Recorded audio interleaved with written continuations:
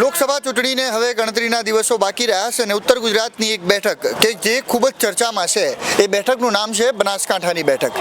બનાસકાંઠાની બેઠકમાં બંને ઉમેદવારોના નામ જાહેર થઈ ગયા છે. કોંગ્રેસમાંથી જ્ઞાનીબેન ઠાકોર ચૂંટણી લડવાના છે તો ભારતીય જનતા પાર્ટીમાંથી રેખાબેન ચૌધરી ચૂંટણી લડવાના છે. ચૌધરી વશિષ્ઠ ઠાકોર થવાનું છે, પરંતુ અમારી સાથે તમને દેખાય છે ધનજી પાટીદાર.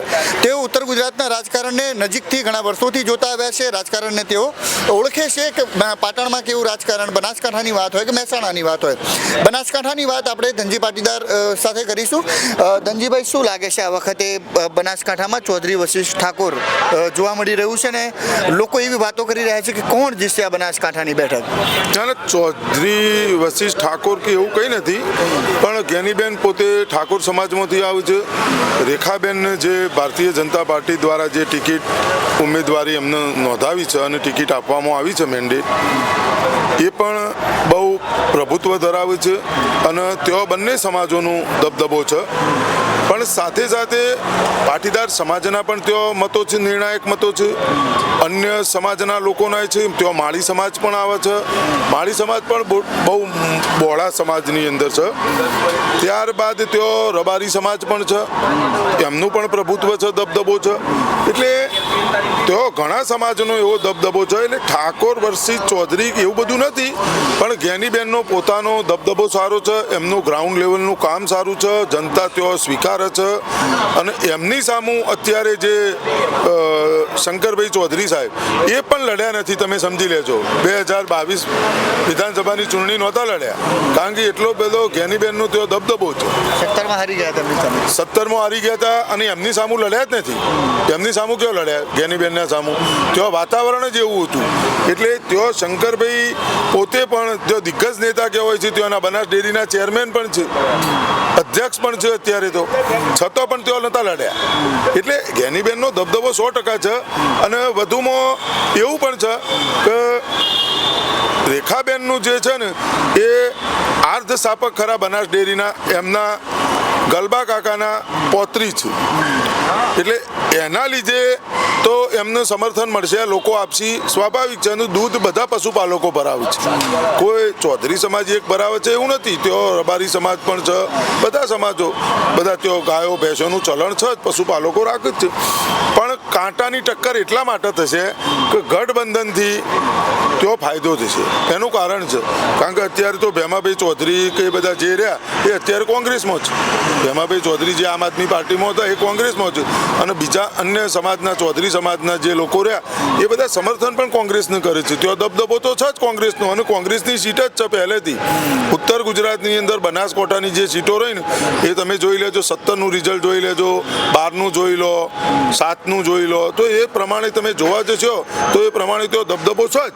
એટલે 100% ચોક્કસ એવું કહું છું કે પલડું હાલ જોવા જઈએ તો જે બધું જોતા મને પોતાની એવું લાગી રહ્યું છે કે 100% જ્ઞાનીબેનનું પલડું અત્યારે ભારે છે. અચ્છા, એટલે ધનજી પાટીદારનું એક્ઝિટ પોલ એવું કહેશે કે જ્ઞાનીબેન જીતશે? બિલકુલ જ્ઞાનીબેનનું પલડું ભારે છે. અને એની સાથે સાથે અત્યારે જે પરિસ્થિતિ દેશની જે થઈ છે એ પણ તમારે જોવું પડશે.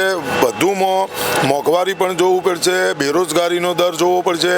અને હાલ તમે જોઈ લો આ બધું જે ચાલી રહ્યું છે એ દરેક વસ્તુ જોતા જે ગુજરાતની લાલિયાવાડીઓ જોતા 156 સીટો આવી છતાં પણ તોડવામાં, પાડવામાં, આ કરવામાં, ખરીદવામાં આવું બધું આવી રહ્યું છે.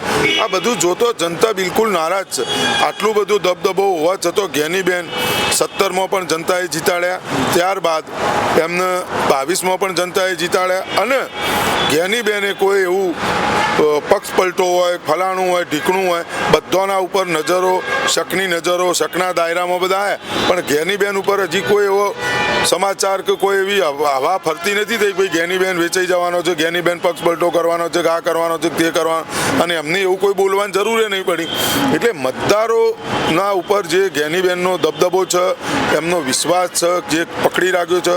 અને આ બધી પરિસ્થિતિને લઈને ચોક્કસ જ્ઞાનીબેનનું પડખું ભારે છે. અચ્છા ધનજીભાઈ, છેલ્લી 2 ટર્મથી ગુજરાતમાં કોંગ્રેસ ખાતું પણ નથી ખોલાવી શકી. લોકસભાની વાત કરું છું, ક્યાં નહીં? છેલ્લી 2 ટર્મથી ગુજરાતમાં. બરાબર, તમને કેમ લાગે છે? અગાઉ પણ તમે એવું કહ્યું હતું કે ભરૂચ સીટ એક જાય છે, હવે કહો છો બનાસકાંઠાની સીટ જાય છે, કેમ બનાસકાંઠા? તમે સમજો સદ્દામભાઈ, મેં એક ઇન્ટરવ્યુમાં કહેલું હતું અને એમના મેં હું મારા સોશિયલ મીડિયાના માધ્યમથી હું બોલતો હોઉં છું.